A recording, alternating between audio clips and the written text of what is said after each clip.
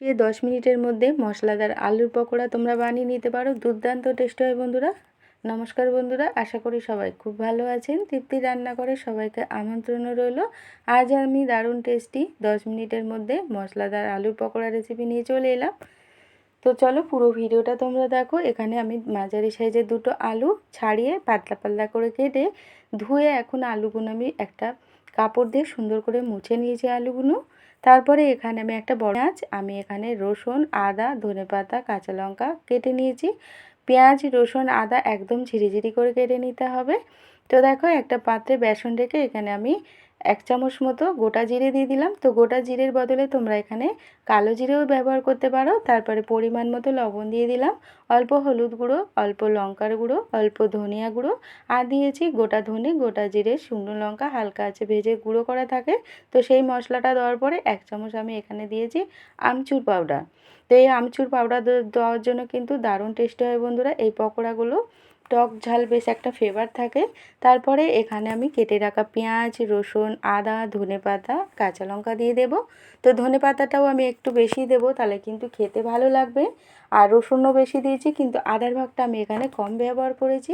তারপরে এখানে 10 থেকে 11টা কাঁচা লঙ্কা ছোটো ছোটো করে কেটে দিয়েছি। আমি আবারও এখানে গুঁড়ো লঙ্কাও ব্যবহার করেছি। ঝালটা অবশ্যই তোমরা যতটা খাবে সেই বুঝে দেবে। তো আমি একটু ঝাল ঝাল করেছি, তার জন্য দিয়েছি। আর 2 চামচ সাদা তেল আমি বেসনের মধ্যে মাখিয়ে এখন অল্প অল্প করে জল দিয়ে একটা ব্যাটার রেডি করব। তো বেসনের মধ্যে একটু তেল দিয়ে ব্যাটারটা রেডি করলে দারুণ মুচমুচে হয় বন্ধুরা।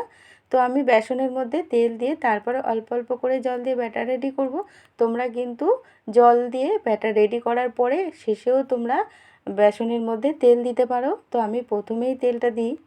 তো দারুণ মুচমুচে হয় আমার যে কোনো পকোড়া বন্ধুরা, দারুণ মুচমুচে হয়। তো দেখো একটা ব্যাটার আমার রেডি হয়ে গেছে। আমি কিন্তু খুব পাতলা করব না, তাহলে কিন্তু আলুর গায়ে মশলাগুলো লাগবে না। তো একটা আলু দিয়ে আমি দেখাচ্ছি কতটা ঘন করতে হবে।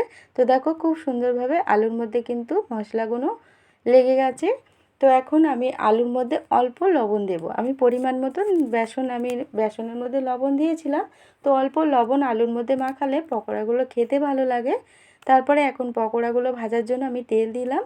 তেলটা খুব ভালোভাবে আমি গরম করে নেব। তারপরে পকোড়াগুলো ছাড়ার পরে গ্যাসের আঁচটা কমিয়ে সময় ধরে উল্টে পাল্টে আমি পকোড়াগুলো ভেজে নেব। তো গ্যাসের আঁচটা বাড়িয়ে ভাজলে বন্ধুরা তো খুব তাড়াতাড়ি রেডি হয়ে যায়, কিন্তু মুচমুচে হয় না, উপরটা পুড়ে যায়, খেতেও ভালো লাগে না।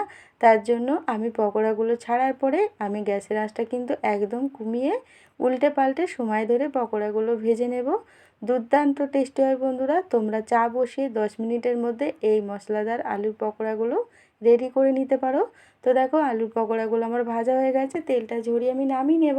বাকিগুলো একইভাবে ভেজে নেব।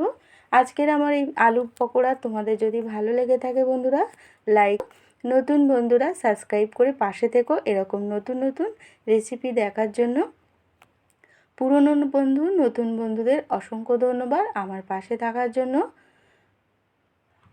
তো দেখো আমি বাকিগুলো একইভাবে মিডিয়াম আছে আমি উল্টে পাল্টে ভেজে নেব। আর এই রেসিপিটা কিন্তু খুব তাড়াতাড়ি হয়। তো তোমরা বাড়ি থেকে এলে খুব সহজে একদিকে চা বসিয়ে এই আলুর পকোড়াগুলো তোমরা বানিয়ে দিতে পারো। তো দেখো একটা প্লেটে আমি সাজিয়ে পরিবেশন করেছি, কতটা লোভনীয় হয়েছে। আজকের মতো টাটা বন্ধুরা, আবারও আসবো নতুন একটা রেসিপি নিয়ে। টাটা।